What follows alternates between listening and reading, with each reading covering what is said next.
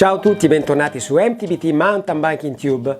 Tempo fa avevo pubblicato un video dove davo delle indicazioni di base per evitare di pedalare con un'altezza sella errata o un posizionamento sulla mountain bike del tutto sbagliato. Avevo anche accennato al fatto che se dopo aver eseguito gli accorgimenti indicati aveste ancora sofferto di dolori alle articolazioni, intorpidimenti vari o qualsiasi altro fastidio, il consiglio era quello di recarvi da un biomeccanico in modo da correggere quanto prima la postura sulla bici.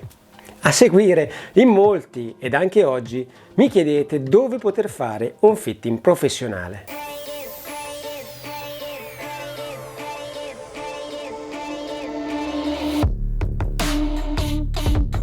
Byfitting.com è un'azienda olandese, sussidiaria di Shimano, disponibile per tutti i rivenditori di biciclette di tutto il mondo e supportata dai rigorosi standard di qualità di Shimano. Byfitting.com crea un ambiente di fitting avanzato e un'offerta di servizi che utilizza strumenti e dispositivi potenti che semplificano il processo di fitting, dall'adattamento statico a quello dinamico, con telecamera per la cattura del movimento e pedaliera 3D, calzata dei piedi con strumento di regolazione delle tacchette, montaggio della sella e del manubrio. I rivenditori autorizzati Shimano che partecipano al programma Byfitting offrono soluzioni complete di prodotti Shimano per la vestibilità del ciclista e il tipo di guida, che vanno dalle calzature, abbigliamento, occhiali, componenti, pedali e selle pro, manubri, attacchi e accessori. Dove trovare i negozi nella vostra zona forniti di soluzione Bike Fitting? È molto semplice. Andate sul sito, cliccate sul menu Come trovarci, inserite la zona dove vivete, per esempio Milano, e come vedete in quell'area ci sono ben 10 rivenditori che offrono questo servizio.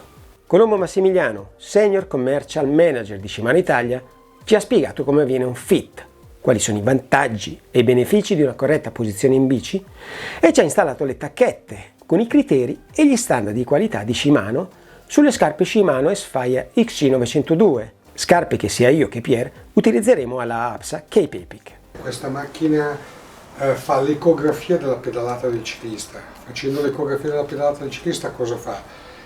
Di base studia e analizza e ci riporta a livello di dati tutto quello che il ciclista esprime mentre pedala. Questo, come diceva appunto Marco, è il precursore dell'attuale Power Meter Shimano, ovviamente molto più potente, questo è più sofisticato, molto più sofisticato dell'attuale Power Meter che viene messo in commercio, in quanto fa la registrazione della spinta ogni 2 angoli di grado, quindi fa 180 misurazioni lato destro, 180 misurazioni lato sinistro, per capire come, dove e quanto spinge il ciclista.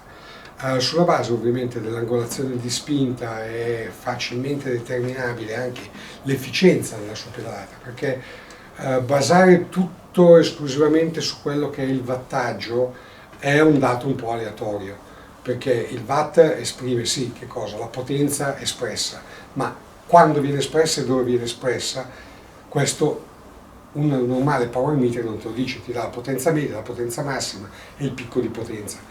In realtà questa macchina studia quando e dove viene espresso il picco e con che angolo di impatto viene questo esercitato nei confronti del baricentro terrestre, dell'asse appunto gravitazionale, e lo trasferisce o lo trasforma in forza in efficacia tridimensionale, che è la reale spinta che viene generata e portata poi alla ruota. È come dire, io ho una Ferrari da 600 cavalli, ma faccio pattinare le ruote, quanti cavalli ho portato giù? Praticamente zero. In realtà qui noi riusciamo a capire esattamente quanti cavalli vengono realmente passati alla ruota. Poi lasciamo perdere che qui ovviamente è un discorso di testa, quindi dopo sulla bicicletta reale subentrano la dispersione della catena, la dispersione della flessibilità del telaio e quant'altro, ma diciamo che dà un resoconto affidabile ma soprattutto oggettivo di quanto il ciclista esprime. Normalmente nell'ambito della biomeccanica in generale da dove si parte? Si parte dalla misurazione antropometrica del corpo. Perché? Perché il corpo dà le dimensioni di base di quella che dovrebbe essere ovviamente un'altezza sella e il possibile allungamento a seconda delle varie discipline sulla bicicletta. Dopodiché, come dicevamo, la sella è molto importante e qui nasce appunto il saddle selector, che determina sia l'appoggio schiatico che le tipologie di selle che possono essere sottoposte all'utilizzo dei diversi stili e dei diversi ciclisti. Dopodiché, come ho detto, si fa l'analisi della pedalata, ma antecedentemente che cosa si deve fare? Si deve verificare ovviamente che le tacchette siano posizionate in maniera corretta all'interno delle scarpe.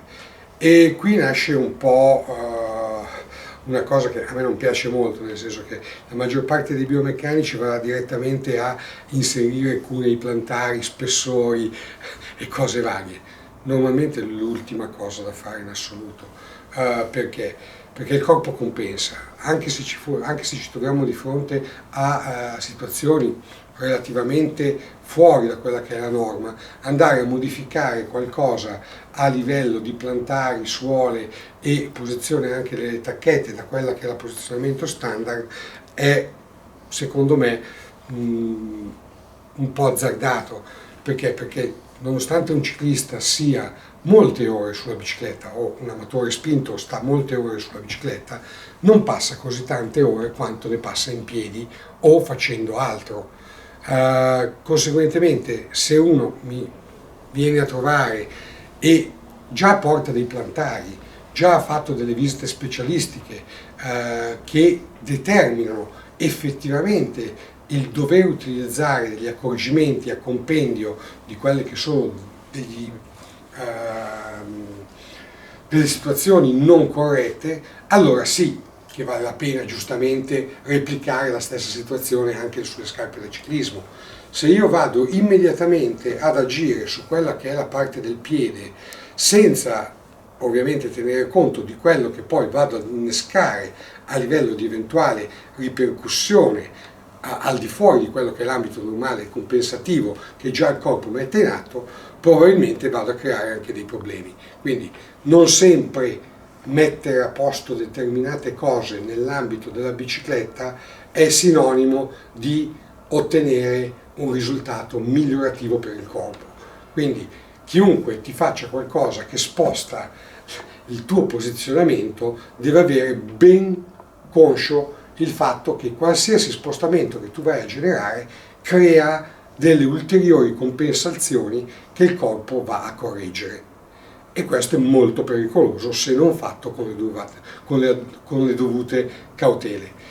Infatti la prima cosa che bisognerebbe fare, e viene fatta normalmente, infatti vedete qui anche il lettino per fare tutti i test appunto anche posturali, è che il corpo sia a posto, cioè la bicicletta si mette a posto nel momento in cui il corpo è a posto. Se io trovo una rotazione del bacino non posso angolare la sella e dire te la risolvo così, devo mandarti da un osteopata e farti fare un percorso che ti metta a posto. Se vedo che tu hai delle problematiche a livello di piedi, che proni, che supini o che hai degli altri tipi di problematiche, prima ti mando da un podologo, andiamo a fare tutte quelle che sono le analisi del caso dovute e inerenti appunto all'ambito dei piedi e poi eventualmente andremo a fare delle correzioni.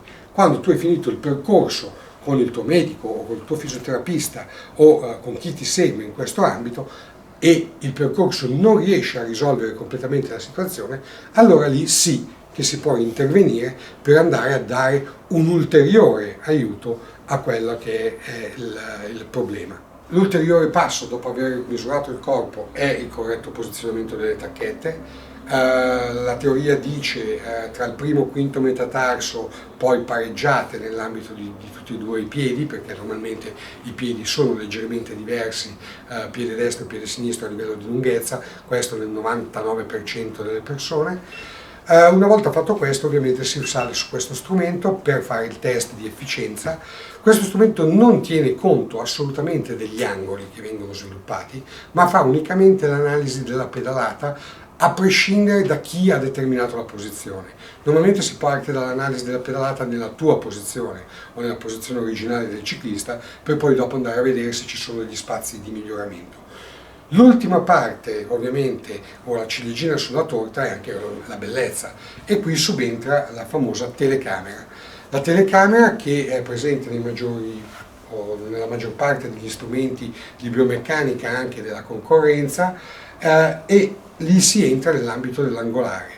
L'ambito dell'angolare cosa vuol dire? Vuol dire studiare gli angoli che vengono generati dal ciclista mentre pedala, quindi caviglia, ginocchio, anca, spalla, gomito e l'angolo della schiena e quant'altro. Ovviamente anche lì gli angoli variano a seconda delle varie discipline, che sia triathlon, mountain bike o corsa o cronometro e quant'altro, ma come dicevo gli angoli ti mettono in una posizione bella. Questo è l'unico strumento di bike fitting dove c'è un metodo. Cosa vuol dire un metodo? Vuol dire che è lo strumento che guida l'utilizzatore o il biomeccanico nel posizionamento, perché ovviamente se la macchina o se in questo caso la telecamera ti vede fuori da quello che è il range angolare, chiede all'operatore di apportare gli spostamenti sull'attrezzo in maniera tale da determinare la posizione bella. Quindi alla fine quello che noi diciamo a tutti i nostri utilizzatori dei prodotti bike fitting è quello che devono ascoltare i bisogni e le necessità delle persone che vanno a fare il posizionamento biomeccanico e sulla base di quelle esigenze dare i dovuti consigli per poi ottenere il desiderato che è una posizione ottimale, non la posizione perfetta. La posizione perfetta purtroppo non esiste una posizione multiuso, perché ovviamente ogni tipologia di utilizzo della bicicletta ha diverse necessità. Se vado tanto in montagna è diverso da chi fa tanta pianura, per fare le gare dell'Udace a 60 all'ora al gancio è diverso di fare una cicloamatoriale o delle competizioni di tipo semisportivo. Molto bene. Allora, il primo passo in assoluto è quello di andare a beccare i famosi meta e tarsi. La prima cosa ovviamente da fare è identificare il posizionamento del primo e del quinto metatarso, ok?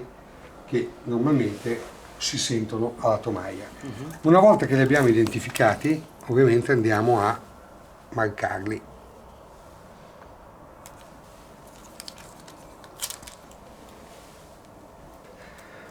Perfetto. Stessa cosa dall'altra parte. Ok, una volta che abbiamo marcato, andiamo a posizionare il piede. Vedi che questa linea scendendo va a trovare la lineetta azzurra qua e va anche lì a trovare la terza righetta azzurra da questo lato, in maniera tale che sia centrato rispetto ai due metatarsi. La stessa cosa si ripete con l'altra scarpa.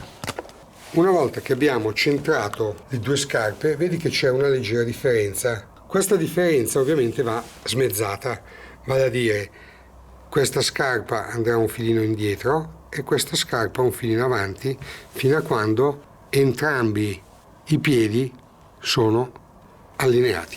Una volta che abbiamo trovato l'allineamento con i due piedi, possiamo invertire le scarpe e la mezzaria indica il centro dove andare a posizionare la tacchetta. Questa mezzaria segna il nostro centro di riferimento, che in questo caso, nel tuo caso, coincide quasi perfettamente con il centro anche derivato della scarpa. Ok, abbiamo identificato il posizionamento, a questo punto andiamo a prendere il pacchetto. Ovviamente su tutte le scarpe c'è il centro di allineamento. Ma scusa curiosità, cioè qua in qualche scarpa ce ne sono solo due? Sì, in alcune sono due, in alcune quattro. Questo è per dare la mobilità, cioè per darti, è solo per trovare, puoi scegliere se utilizzare i due anteriori o i due posteriori. In questo caso si può andare a utilizzare quelli anteriori perché, come vedi, ti va in automatico in autocentramento, perché se tu fai il centro col centro, tu sai a fondo battuta hai la precisione matematica di fare un posizionamento allineato.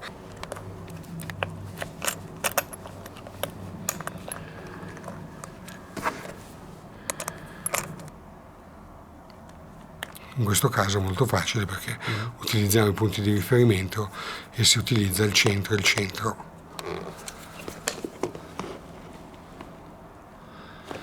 Il centro per il centro, tenendo conto degli stessi spazi, delle stesse distanze, sia in avanzamento che in laterale.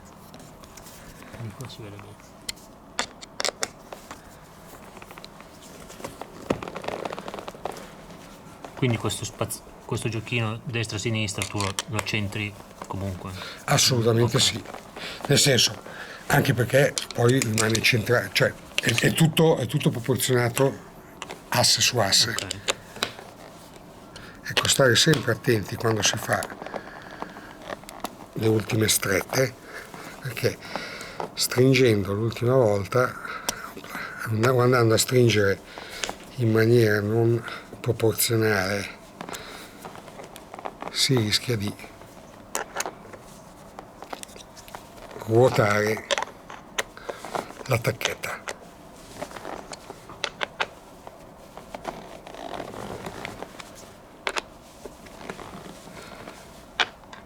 Ecco, in questo caso non bisogna aver paura di stringere pesantemente la cosa che invece non andrebbe fatta assolutamente con i pedali. Il bike fitting nasce circa 30 anni fa in Olanda con soltanto la parte di biomeccanica statica, vale a dire con la presa delle misure a livello antropometrico puro e basta. Dopodiché Shimano Shimano cosa ha fatto?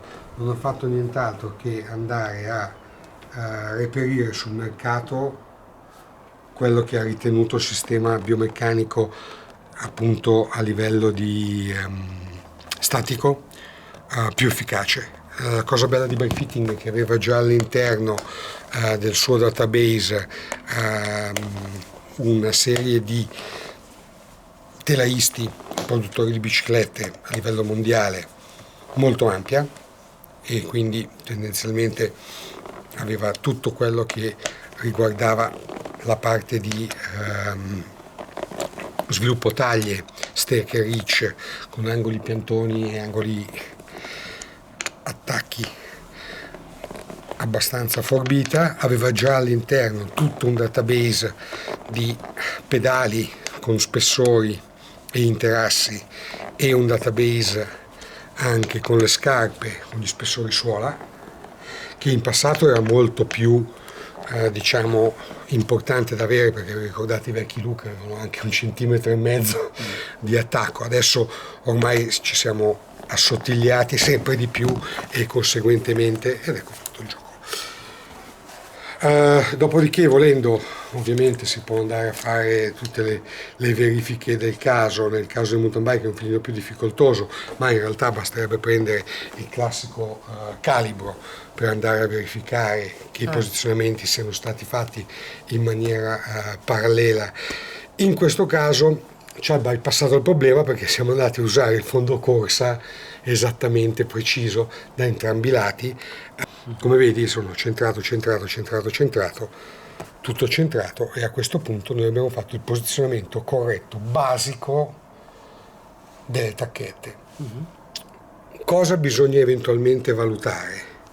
La famosa angolazione delle tacchette, chiudere o aprire di 3-5 gradi l'angolazione della tacchetta. Questa serve ad andare a compensare chi prona o chi supina, perché ovviamente chi prona o chi supina può avere necessità di andare ad agire chiudendo o aprendo, per evitare ovviamente che il tallone vada a sbattere contro la pedivella, o viceversa che si spinga troppo di punta all'interno della pedivella stessa.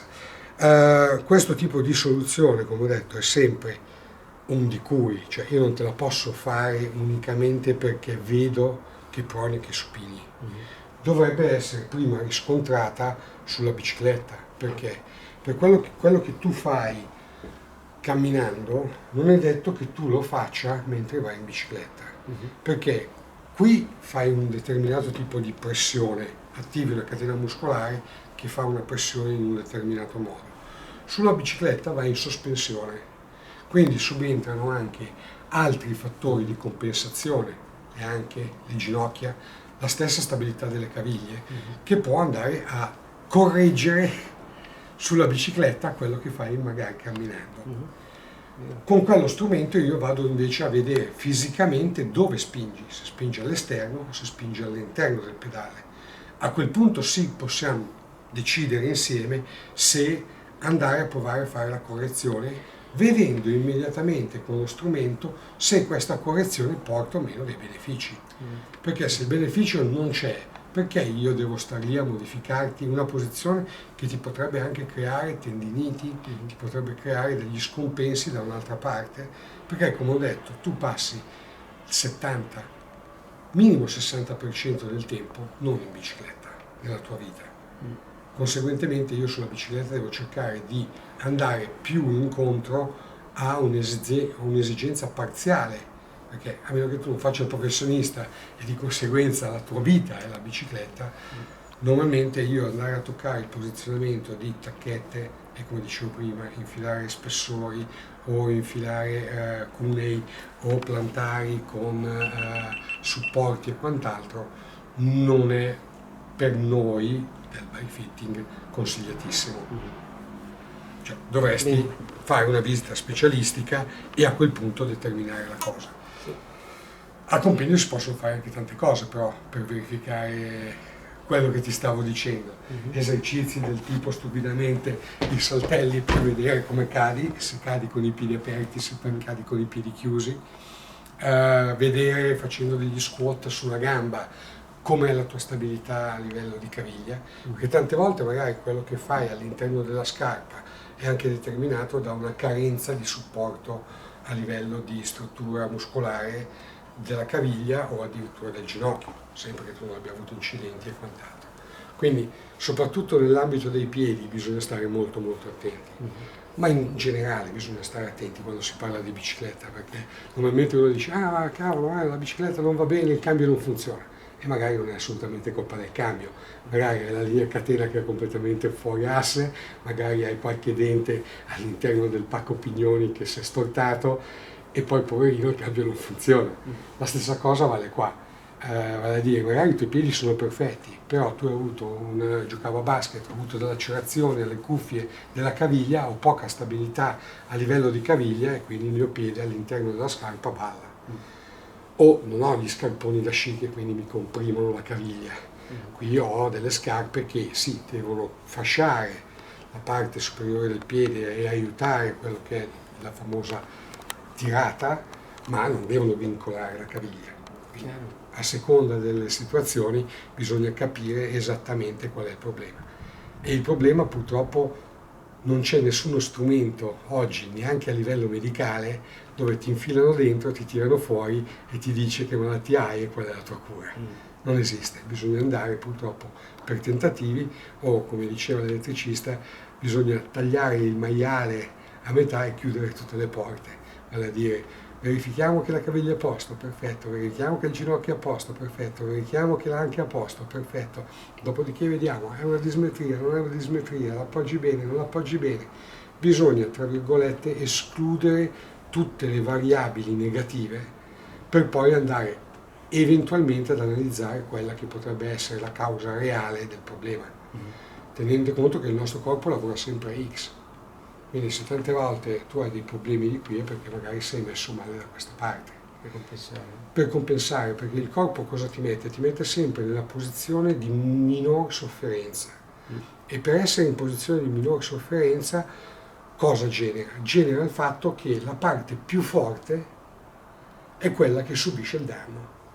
Perché la parte debole deve essere salvaguardata.